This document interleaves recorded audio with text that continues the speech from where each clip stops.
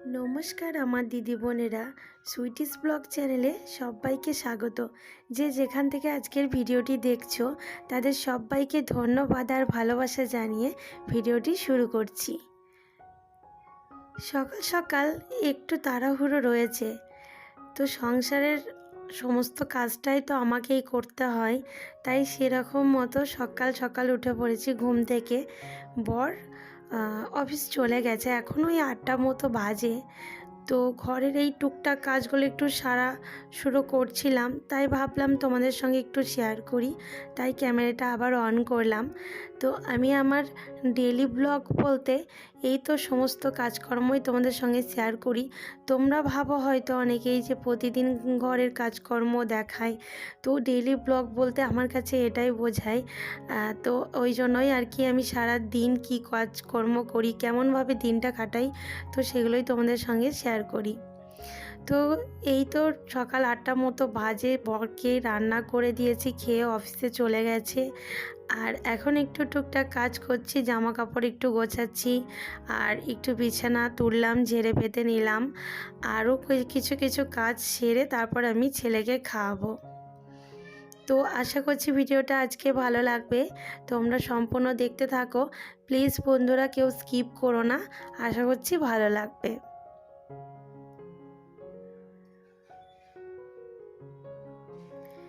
ঘরের কোথাও যদি একটু নোংরা থাকে বা অগোছালো থাকে, আমাদের কিন্তু কারোর ভালো লাগে না, কোনো গৃহিণীদেরই ভালো লাগে না।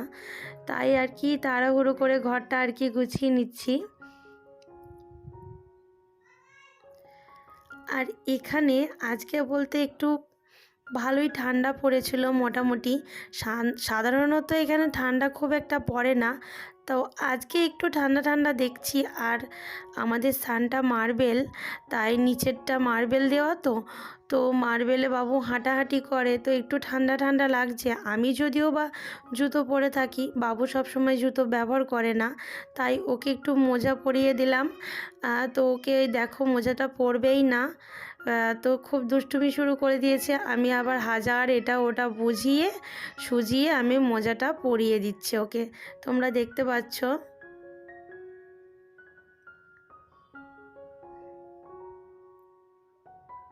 বাচ্চাদের সামলানো কিন্তু চারটিখানি কথা না, তোমাদের ছোট বড় বাচ্চা সবারই ঘরেই রয়েছে। আর তোমরা তো জানোই বাচ্চারা যা বায়না করে কি বলবো। আর আমার বাচ্চা তো বায়না যেটা করবে সেটা চাই।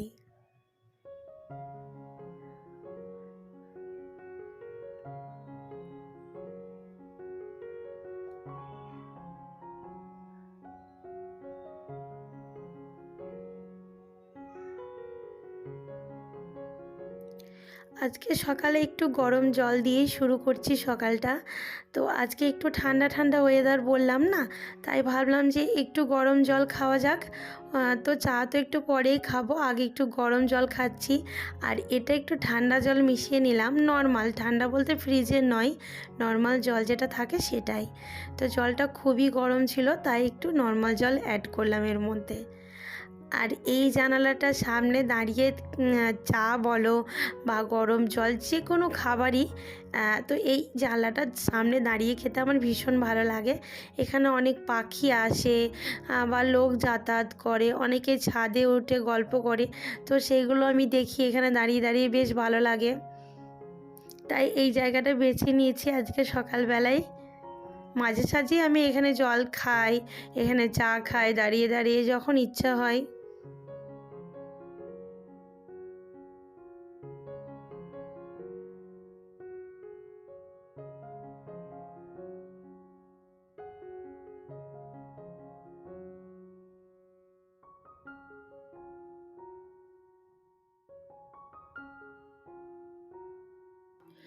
এখন দেখো বাবুর খাবার রেডি করছি।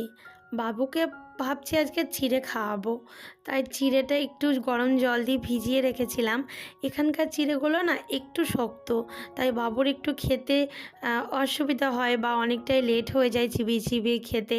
আর হাতে তো খুব অল্প সময় থাকে, আমার ছেলের খেতে অনেকটাই টাইম লেগে যায়, তাই আর কি একটু চিড়েটাকে গরম জল দিয়ে একটু ভিজিয়ে রেখেছিলাম, তারপরে নরম হয়ে গেছিলো। চিড়ে নিয়েছি, আর চিনি তার মধ্যে দিয়েছি, কলা দিয়েছি দেখতে পাচ্ছ, আর একটু টক দই। আর টক দই আমার ছেলে ভীষণভাবে ভালোবাসে, তো টক দই দিয়ে মুড়ি খেতে ভালোবাসে, চিড়ে খেতে ভালোবাসে। এমনকি ওকে যদি টক দইয়ের শরবত করে দেওয়া হয় তো ও সেটা নিমেষের মধ্যেই ফিনিশ করে ফেলে। তো এখানে ও টক দই খেতে খুবই ভীষণ ভালোবাসে, কারণ এখানে এই ওয়েদারেই ওর জন্ম হয়েছিল। এখানকার সব লোকেই আর কি একটু টক দই, টক টক খাবার বলো বা এই সাউথের দিকে একটু পছন্দটা বেশিই করে, তোমরা জানো সবাই। তো আমার ছেলেও সেরকম দাঁড়ায়। তো বাবুকে খাইয়ে আবার চলে এসেছি। দেখো গরম গরম চা করে নিয়েছি, তার সঙ্গে সুন্দর একটা বিস্কুট, আর দেখো চানাচুর দিয়ে মুড়ি নিয়েছি। এটাই আমার সকালের টিফিন খাবার। আমি আজকে অন্য কিছু আর খাবো না, তো এটা দিয়ে আমি টিফিনটা সেরে নেব। চলো তাহলে চাটা খেয়ে আবারও ফিরছি।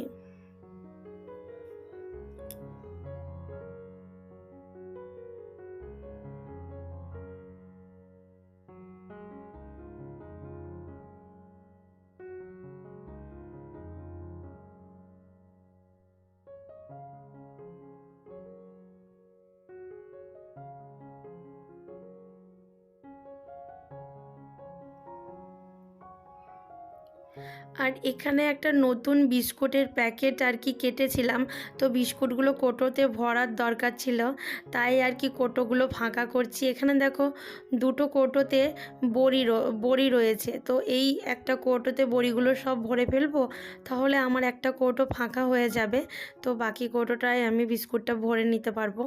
ওই জন্যই। আর বিস্কুট যদি বাইরে বেশিক্ষণ ফেলে রাখা হয়, বিস্কুটটা একদম পুরো নরম হয়ে যাবে, আর পরে সেই বিস্কুটটা খেতেও ভালো লাগবে না। ওই জন্য আর কি সঙ্গে সঙ্গে আমি কৌটোর মধ্যে ভরে রাখি। আর এই বড়িগুলো আমাদের দেশে থেকে এনেছিলাম, একদম হাতে তৈরি করা বড়ি, কলাইয়ের ডাল দিয়ে তৈরি করা বড়ি, খুব সুন্দর আর কি। আর খুব সেন্ট, এই বড়িগুলো রান্নার মধ্যে দিলে না একটা আলাদা সেন্ট হয়ে যায় রান্নার তরকারিতে।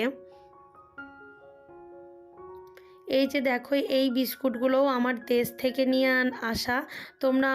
তোমরা তো অনেকেই দেখেছো যে আমি দেশ থেকে কি কি নিয়ে এসেছিলাম, সেই ব্লগ ভিডিওটা আমি দিয়েছি, আপলোড করে দিয়েছি। তো যারা দেখোনি তারা গিয়ে দেখতে পারো আমার চ্যানেলে। আর এই যে দেখো বিস্কুটগুলো এত টেস্টি, এই বিস্কুটগুলো কি বলবো, এখানে পাওয়া যায় কিন্তু এতটাও ভালো নয়, তাই আর কি। তো কমপ্লিট হয়ে গেল আমার বিস্কুটগুলো ভরা। আর আরও কিছু বিস্কুট আর কি ধরলো না, তো সেটা আমি প্যাকেটটা মুড়িয়ে রেখে দেবো ফ্রিজের মধ্যে। তো ফ্রিজের মধ্যে বিস্কুট রাখলে কখনোই সেটা নরম হয় না, কিন্তু সেটা এঁটে রাখতে হবে, তাহলে নরম হবে না। আর এখানে দেখো মাছ কিছু এনেছিল আগের দিন, তো আমি ক্লিন করে পরিষ্কার করে নিয়েছি। দেখো একটা মাছ লেগে নেয়, একদম ঝকঝকে করছে মাছগুলোর উপর মতো, তো সেটাই তোমাদেরকে একটু ঘুরিয়ে ফিরিয়ে দেখাচ্ছি আমি। আর খুব সুন্দর একটা রোদ উঠেছে, আমি এই জানলার সামনেই ভিডিও করতে পছন্দ করি। তো এখানে খুব সুন্দর একটা মিষ্টি রোদ উঠেছে সকালবেলায়, আর আমি জানালাগুলো খুলে দিয়েছি। আর এখন দেখতে পাচ্ছ মাছগুলো যেগুলো রান্না করব সেগুলো আলাদা করে সরিয়ে রাখলাম। আর এই মাছটা মোটামুটি একটা ধরনের আর কি ধুয়ে রেখেছি, খুব ভালো করে ধুইনি, কারণ মাছ যেগুলো ফ্রিজে রাখবে, তোমাদেরকে একটা কথা বলি বন্ধুরা, যে মাছগুলো তোমরা ফ্রিজে রেখে দেবে কোটোয় বাক্সে করে ভর্তি করে, মানে ধরো আজকে রান্না করবে না, দুদিন পর করবে বা কালকে করবে, তো সেই মাছগুলো ভালো করে খুব একটা ধোবে না, মোটামুটি একবার বা দুবার ধুয়ে নেবে। খুব ভালো করে ধুলে না সেই মাছটা আর তারপরের দিন রান্না করার সময় অতটা টেস্ট থাকে না, তাই আর কি মোটামুটি আমিও ধুয়ে নিয়েছি। আর যেটা আজকে রান্না করব সেটা একদম ভালো করে পরিষ্কার করে ক্লিন করে নিয়েছি। চলো তাহলে মাছটা আবার রেখে দেবো ফ্রিজের মধ্যে। আর তার আগে যে মাছটা আমি আগে তুলে রেখেছি রান্না করার জন্য, সেটা আর কি নুন আর হলুদ মাখিয়ে রেখে দেবো কিছুক্ষণ।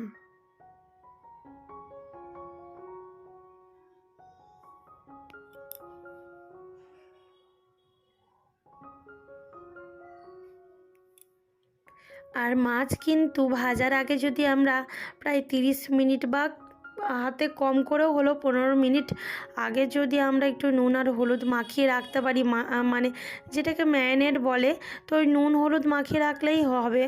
তো ভাজাটাও ভালো হবে, প্লাস মাছটা খুব টেস্টি হবে আর মাছের মধ্যে ভালোভাবে লবণটা ঢুকে যাবে। তোমরা দেখো। তো আমি এরকম করেই কিছুক্ষণ ভাজার আগে মাছটা নুন হলুদ করে মাখিয়ে রেখে দিই। এই যে দেখো, এবার এটা কিছুক্ষণ ঢাকা দিয়ে রেখে দেব, তারপর আমি রান্নাবান্না শুরু করব।